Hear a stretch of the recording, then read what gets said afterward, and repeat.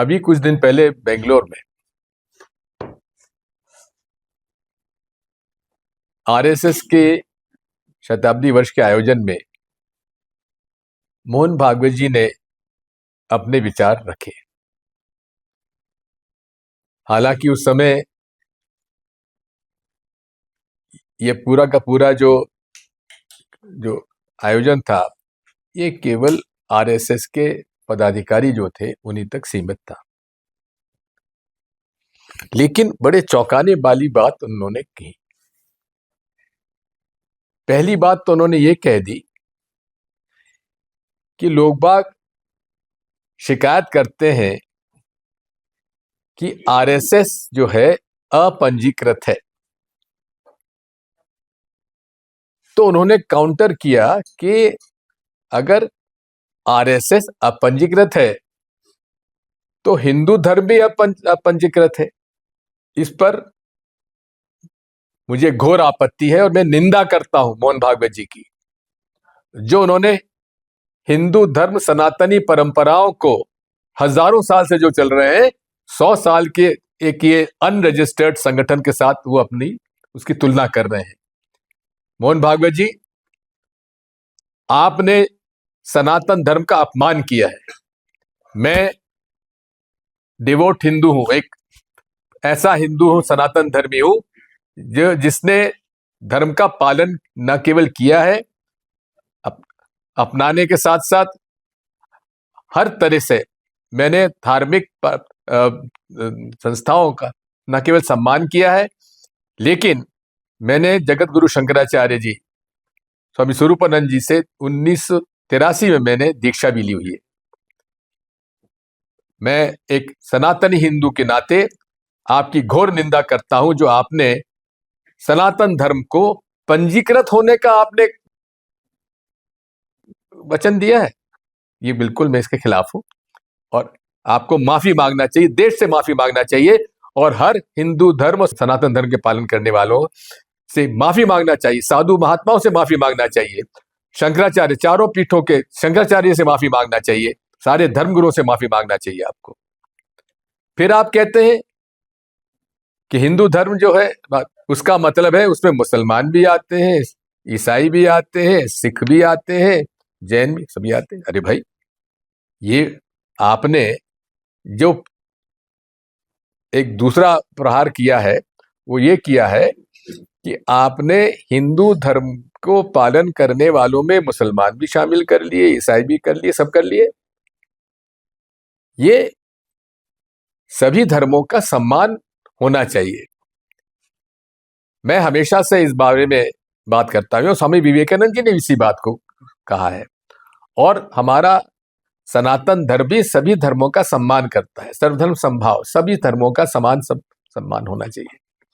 लेकिन आपके कार्यकर्ता, आपके प्रचारक, आपके नेता मुसलमानों के खिलाफ जो जहर उगलते हैं, मैं उसकी भी निंदा करता हूं। उनका क्या कसूर है मुसलमानों का, ईसाइयों का, सिखों का, जैनियों का, बौद्धों का? वे अगर कोई धर्म में आस्था रखते हुए अगर उस धर्म में का पालन करते हैं तो आपको यह अधिकार नहीं है कि आप उनके खिलाफ जहर उगलें। आप नफरत फैला रहे हैं, पूरे आप और आपका संगठन और आपका मोर्चा संगठन भारतीय जनता पार्टी, ये पूरे तरीके से इसका आप अपमान कर रहे हैं। आपने कहा है कि हमें इनकम टैक्स से मुक्त कर दिया गया है, माफ कर दिया गया है। अरे संगठन जब आपका पंजीकृत नहीं तो आप कौन सी इनकम टैक्स का ऑर्डर है जिससे आपको मुक्ति दी गई है? हम मैं जानना चाहता हूं, मैं मांग करता हूं कि आपने जो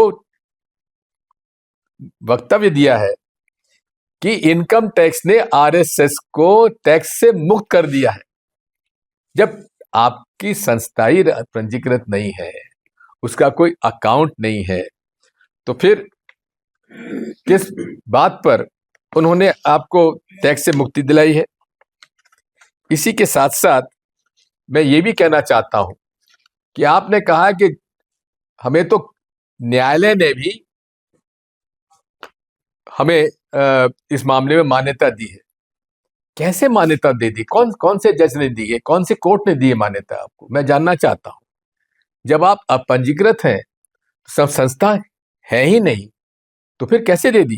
कि राष्ट्रीय स्वयंसेवक संघ, जिसे कि माननीय प्रधानमंत्री जी लाल किले से कहते हैं कि सबसे बड़ा एनजीओ है विश्व का, ऐसा एनजीओ है जो अपनी तुलना धर्म से करता है, ऐसा एनजीओ है जो इसका पंजीकरण नहीं है, जिसकी सदस्यता नहीं है, जिसका अकाउंट नहीं है, और सबसे बड़ा संगठन है, एनजीओ है। और आप जगह जगह पर आप देखते हैं बड़े से बड़े नेता, और माननीय प्रधानमंत्री खुद कहते हैं हाँ मैं राष्ट्रीय स्वयंसेवक संघ का कार्यकर्ता हूं। जनाब, आप अगर संस्था के सदस्य हैं तो मेंबरशिप फॉर्म तो बताइए, कहाँ है मेंबरशिप का रिकॉर्ड आपका? नाथूराम गोडसे के लिए कह दिया नहीं हमारा मेंबर नहीं है। नाथूराम गोडसे ने हत्या की महात्मा गांधी की, तो लोगों ने आरोप लगाया, सही आरोप लगाया कि ये आरएसएस के कार्यकर्ता थे, क्योंकि उन्होंने खुद ने, इनके भाई ने स्वीकार किया है। लेकिन जब सदस्यता ही नहीं होगी तो मालूम कैसे पता पड़ेगा? इस देश के कानून का कोई पालन आरएसएस पर नहीं हो सकता, क्योंकि जब तक रजिस्ट्रेशन नहीं है तो कौन से कानून का पालन करेंगे? कौन से कानून के अंतर्गत इन पर कार्रवाई की जाएगी? कोई भी इसमें अगर अपराध करता है तो कहते हैं हमारा सदस्य नहीं है। आतंकवादी गतिविधियों में कोई भी शामिल हो जाता है और आईएसआई के लिए जासूसी करते पकड़ा जाता है, कहते हैं हमारा सदस्य नहीं है। भाई, सदस्यता आपकी होती नहीं तो सदस्य कहां से हो जाएगा?